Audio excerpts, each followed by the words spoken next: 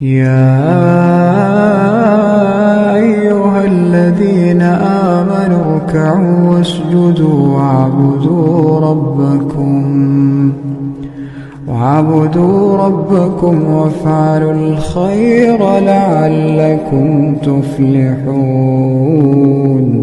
يا صباح النشاط والتفاؤل، كيفكم صبايا؟ شو اخباركم؟ ان شاء الله تكونوا بالف خير يا رب. انتم عم تشوفوا فيديو اليوم. اهلا وسهلا فيكم كلكم، نورتوا قناتي. بدي رحب بكل الصبايا الجداد من اي دولة عم تتابعيني فيها، اهلا وسهلا فيكم. هلا هون صبايا اول ما فقت، هون كانت شي الساعة 8، بعدت اولادي على المدرسة وبلشت ضب الجلاية. اول شغلة بعملها هي اني ضب الجليات بكل بالخزانة بالدروج، يعني بمكانها. كتير صبايا عم يسألوني عن الجلاية، انه شو بتنصحينا فيها بعد ما استعملتيها، صار لي تقريبا شي شهر عم بستعملها. الصراحة بدي اعمل فيديو كامل عن الادوات اللي انا جايبتها جديد هيك، واقولكم شو الشغلات اللي ممنونة فيها وبنصحكم فيها وشو الشغلات اللي لا. فان شاء الله هيك فيديو كامل عن الادوات الكهربائية، لانه كتير عم تسألوني عن شغلات كتير، عن حتى جهاز الليزر، عن مكواي البخارية، عن كتير قصص. فقلت هيك كلياتهم بجمعهم بفيديو واحد وبحكي لكم عنهم. هلا هون طلعت على البلكون، كان في الغسيل الملون، فشلته وقلت بدي اطويه كمان لانه بدي اغسل الابيض، بدي انشر.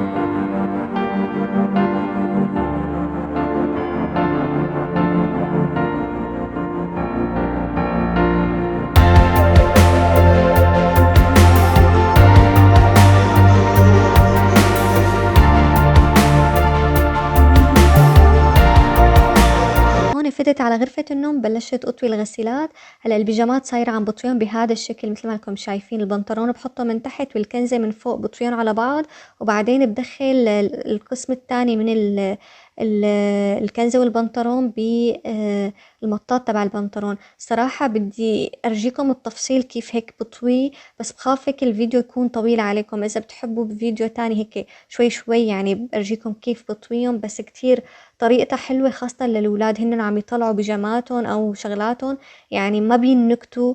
لو قامون لحشون على الأرض ما بتنفرد القطعة.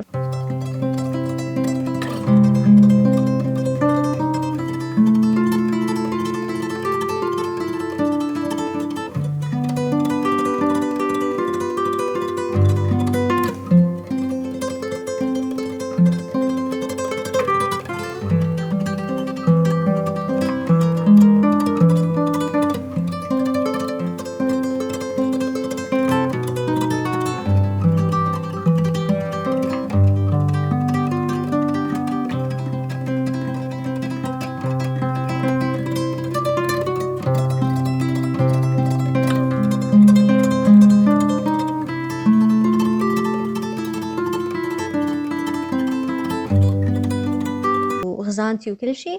فتت على المطبخ، كان عندي وجبة غسيل بيضة بالغسالة، حطيت لها دواء غسيل وشغلتها، وصار وقت الرواق تبعي. الجو كان برا كتير حلو ومغيم الدنيا، أنا كتير بحب بس تغيم الدنيا ويكون الجو لا برد ولا شوب. فقلت لساوي شي هيك اشربه وعدل مزاجي. هلا هون هي الآلة جبتها من عند جراتيس، اسمها فرنش بريس، هي للقهوة، للزهورات، كمان فيك تعملي فيها رغوة للحليب. فحطيت مثل ما شايفين، حطيت بالإبريق شوية حليب، ما لازم تكتري حليب مشان هلأ، بس لحتى مشان وقت تطلع رغوة ما تطفطف، عرفتوا؟ حطيت لها حليب نص الإبريق، وحطيت معلقة سكر كبيرة، انتي على حسب الرغبة فيك تحطي، وبعدين هيك بتصيري بتنزلي وبتطلعي وما بتطول كتير، يعني تقريبا هيك شوي صغيرة بتنزلي وبتطلعي بتلاقيه كتير طلع رغوة من فوق يعني. هلا بالكاسة التانية حطيت حليب، مي سخنة ونسكافيه سريعة الذوبان. شايفين كيف طلعت رغوة وما طولت، يعني دقيقة أقل من دقيقة بتطلع. فبعدين هيك صرت كت الحليب شوي شوي على النسكافيه، وهيك بتصير بيختلط النسكافيه مع السكر والحليب كتير طيبة. يعني هلأ الجو جاي هيك على خريف وشتاء، فلازمنا كتير هالمشروبات هي اللي بتعدل المزاج.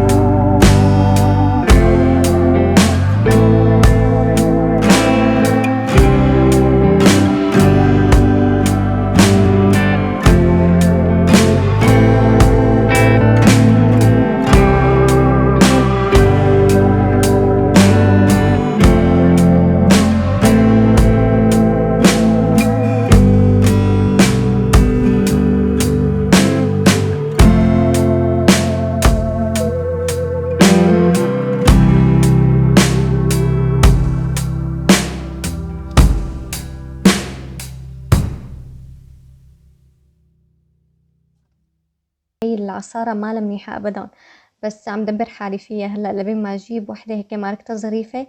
هلا حطيت كل الليمونات هون بهذا الإبريق، وهدول الأكياس هن أكياس للتلج، يعني لحتى تحطي تلج بالتلاجة. بس كمان فيك تستعمليهم للليمون هيك مثل ما انكم شايفين. بتعبي من فوق، بتحطي القمع من فوق، بتعبيهم، بعدين بس تخلصي بتقلبي الكيس كلياته هيك. آه، قلب يعني بتقلبيه بسرعة. هلا هو أحيانا بنقط نقطتين ثلاثة هيك من تحت، بس بعدين بيسد خلص ما عاد تشوفي، يعني لو حطيتيهم بالثلاجة ما بتشوفيهم عم ينزلوا عصير أو هيك، فكتير ظراف من زمان أنا بستعملهم. هلا هون قلت كمان لحتى يعني صايرة هيك عم فرز هالشغلات، قلت لساوي التوم كمان ما عاد صفي عندي بالثلاجة توم، فطلعت كل التوم يلي عندي وصرت فصفصه هي القطعة السيليكون كتير ظريفة. بتحطي التوم بقلبها وبتبلشي هيك تفركي فيها، بتلاقي فصلة القشرة عن التوم. هلا إذا ما عندكم منها كمان ظريف، إذا يعني أنا هيك جربتها هذيك المرة كمان، تكوني حاطة هدول الكفوف اللي أنا هلا حاططهم أو كفوف الجلي الأسمر ويكونوا ناشفين تمام. بتجيبي التومة وهيك بتفركيها بين ايديكي، بس تكوني لابسة كفوف، وبتلاقي القشرة انفصلت عن التوم، كتير كمان سهل. فبعدين جبت هاي الفرامة وحطيت التوم كلياتها بقلبها، وحطيت لها ملح، يعني معلقتين صغار ملح، وبعدين بتحطي لها زيت نباتي، لازم يكون الزيت لنص التوم، عرفتوا؟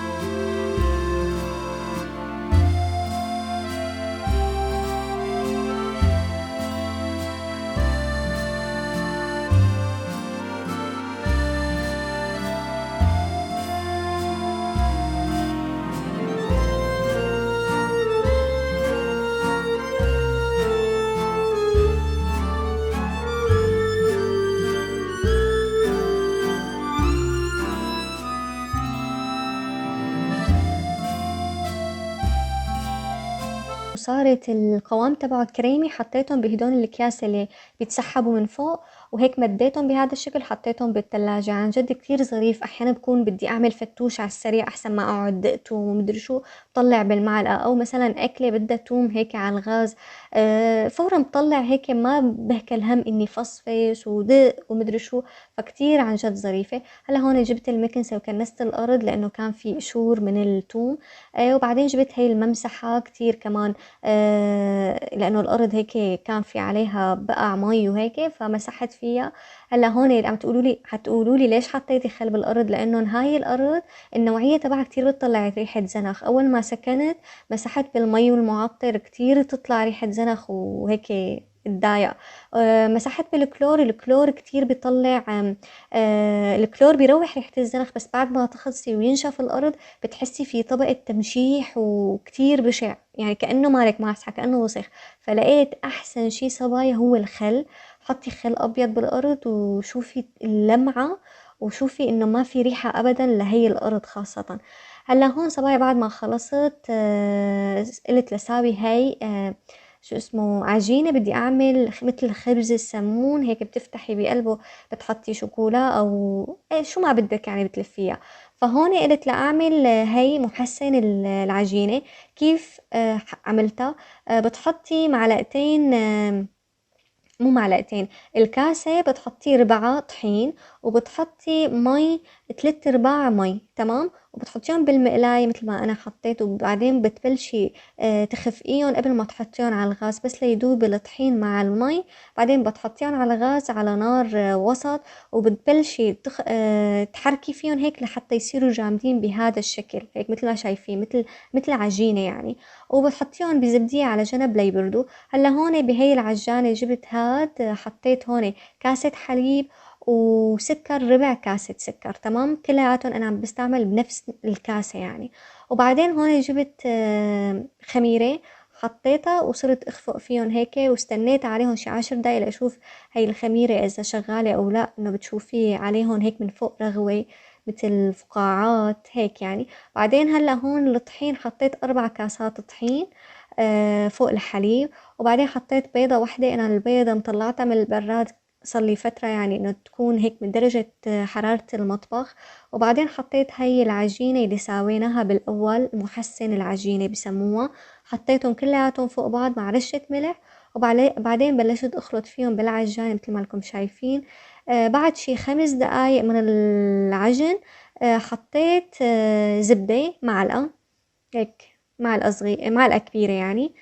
ايه، وبتحسيها انه عم بتلزق مع بعض كثير، خليها هيك تنعجن 10 دقايق، بتلاقيها بعدين صارت هيك عجينة مثل ما لكم شايفين. بس لازم تكون انه عم تلزق، ما لازم تكون ناشفة كتير، لازم تكون طرية. وهيك حطيتها على المجلة وبلشت ادعك فيها هيك مثل ما شايفين، هيك شوي يعني عجنتها بايدي. وبعدين حطيتها بهديك العلبة كنت داهنتها بزيت نباتي مشان ما تلزق فيها. وبعدين غطيتها بستريتش مثل ما لكم شايفين، وحطيتها على جنب مشان المسا، يعني مو المساء، يعني هيك على المغرب، يعني قبل ما يناموا الولاد هيك اعمل لهم ساندويش ياكلوه، يعني يتعشوا ويناموا. هلا هون قبل ما يجوا الولاد قلت لساوي غدا. شو بدي اعمل؟ بدي اعمل فاصوليا حب.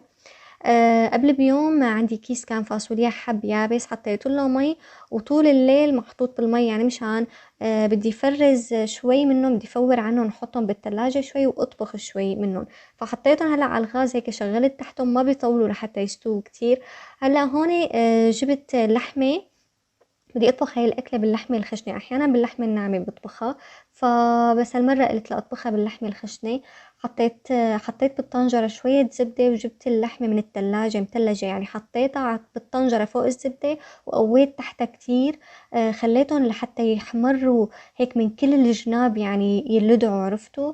وبعدين حطيت لها هدول القرنفل، القرفة، ورق الغار، الهيل، هي القصص هي اللي بتروح ريحة الزنخ. صراحة من زمان كنت اسلق اللحمة، حط اللحمة مثل ما هي مع مع مي كتير، وخليها هيك ساعتين 3 على الغاز، على نار وسط، بس حس انه في ريحة زنخ. بس هلا هي الطريقة اللي انا هلا عم بعملها كتير ظريفة، انه اخليها تتشوح شوي بالزبدة، وبعدين تضيفي لها، تحطي لها هي المطيبات، وبعدين تضيفي لها شوية مي سخنة، وهيك خليها تستوي على الهدا، ما بتطول وما بتطلع ريحة زنخ. هلا هون جبت الفاصوليا بعد ما استوت، صفيتهم المي وحطيتهم بهي الصينية وخليتهم لحتى يبردوا منيح مشان فرزون. جبت هدول اكياس النايلون، وجبت هي اللي بتسكر الاكياس. مثل ما شفتوا هيك بتحطي الكيس مثل ما لكم شايفين. وبعدين انتي بتعايريها على رقم 9 أو 5، وهي بتبلش ينزل الرقم لتحت شوي شوي، وبتفصل لحالها، بس تصير 0 بتفصل لحالها، والكيس يعني بيتسكر. فكتير عجبتني للصراحة للتفريز وهيك قصص. هلا هون جبت الطنجرة، قمت شوية فاصوليا طبعا. حطيت بهي الطنجرة فاصوليا، وحطيت بصل بصل اللي هديك المرة ساويته معكم فرزته كمان، يلي فرمته، حطيته وقليتهم هيك مع بعض بشوية زبدة. بعدين اللحمة كانت استوت عندي، قمت اللحمة من الطنجرة التانية حطيتها فوق الفاصولية، وصرت كمان قلبهم. وبعدين حطيت لهم مي، كنت بالإبريق حاطة مي سخنة، حطيت المي فوق الفاصولية. وبعدين حطيت دبس البندورة.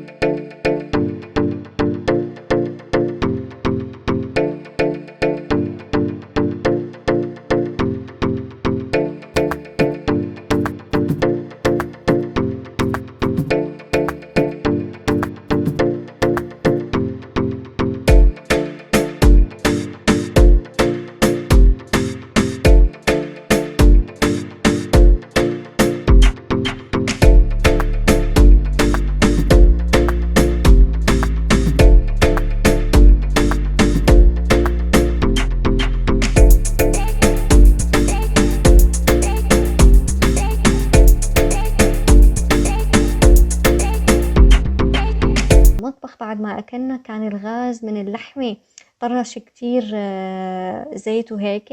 فهون فوق الغاز هذا الشفاط كان كلياته زيت. رشيت له هذا البخاخ اللي رجيتكم اياه هذيك المرة، هو خاص للمطبخ من الاي اس بي اللي بجيبه. وبعدين صرت ليفه وبعدين مسحته بممسحة عادية، وبعدين جبت ممسحة هي تبع البلور الخاصة لتلميع البلور، وجبت بخاخ فيه مي وخل. قلت لكم الخل كتير ظريف للتلميع، فصرت رش وامسح بهي الممسحة الناشفة الخاصة للبلور، بصير عم يلمع لمع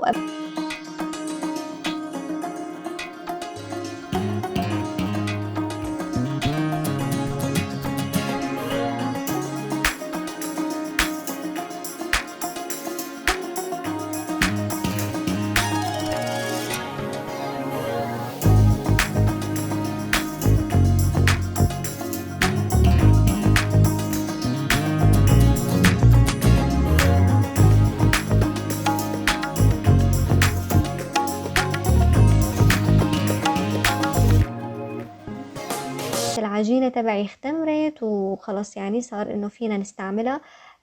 جبتها، عجنتها شوي بايدي، بعدين هيك قسمتها بالنص، وكل نص قسمته لأربع أقسام. وانتي شو ما بتحبي يعني فيكي تقسميه على قد ما بدك اياهم صغار، بدك اياهم كبار، حسب ما بدك.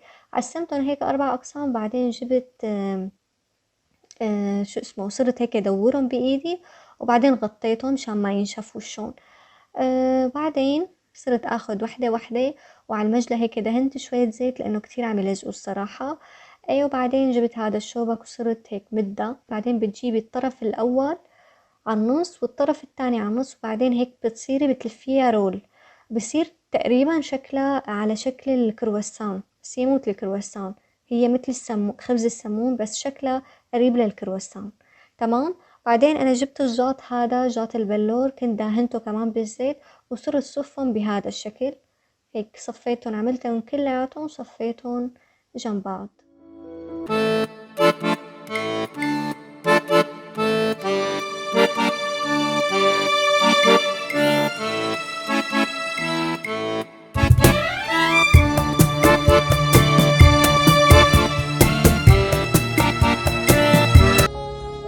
هلا بعد ما خلصت صبايا كلياتهم ساويتهم، غطيتهم كمان غطيهم تقريبا نص ساعة ليتضاعف حجمهم. تمام.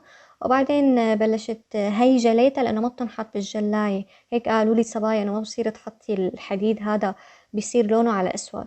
فجليتها على ايدي، والباقي طبعا بالجلاية حطيته. هلا هون البيضة هي جبتها لانه بدنا ندهن وش السمون هذا بصفار البيضة، فهيك كسرتها وصرت طلع البياض وتركت الصفار، وبعدين حطيتهم بالزبدية الصفار، وحطيت لها شوية حليب ونسكافيه. كمان سريعة الذوبان، هذا بيروح ريحة الزنخ.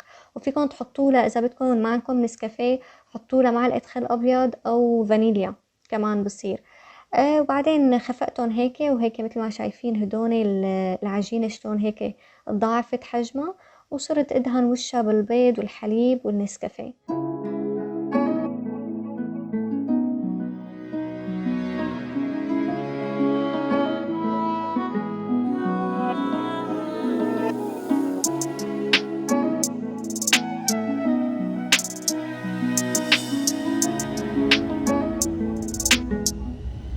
بعد ما دهنتهم كلياتهم حطيتهم بالفرن على درجة 200 من تحت، لازم يكون حامي الفرن قبل ما تحطي الجاط، درجة 200 بس من تحت. وبتاخد 25 دقيقة وبس، لحتى يمر ال25 دقيقة بتشغلي من فوق وبتطفي من تحت شي دقيقتين تقريبا وبتشيليها. اي هلا هون استوى عندي الخبز. حطيت ورق الزبدة على وشها، وبعدين حطيت الكيس النايلون على وشها. ما بصير لانه حط كيس نايلون هو وسخن الخبز، النايلون ما بصير ينحط بشي سخن. فحطيت ورق الزبدة بالاول، بعدين كيس النايلون، بعدين هي المدة، واستنيت عليهم شي نص ساعة ساعة لحتى يطروا. شوفوا قديه صاروا طرايا، عن جد كتير بنصحكم تساووا هي الطريقة، كتير طيبة لحتى تلفوا فيها اي شي بدكم اياه، شاورما، جبنة، شوكولا.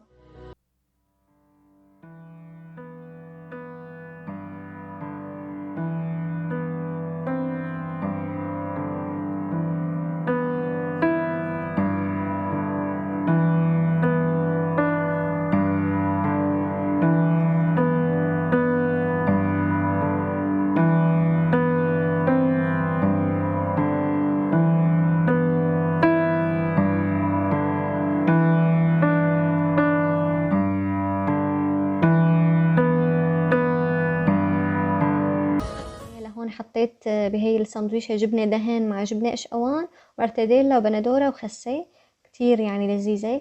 هلا هون صبايا بس خلصت هيك على قبل المغرب بشوي تغير الجو انقلب، صار ينزل مطر كتير ورعد مثل ما لكم شايفين. طبعا قمت كل شي من البلكون، الطاولة الخشب والسجادة وهدول المخدات الصغار قمتن، بس تركت الزراير لأنه عادي دون الورد يعني لو اجى عليهن مطر عادي ما في مشكلة. بس هذا هو الفيديو تبعي اليوم، بتمنى يكون عجبكم. إذا حبيتوا ما تنسوا تعملوا لي لايك، تشتركوا بالقناة، بحبكم كتير. سلام.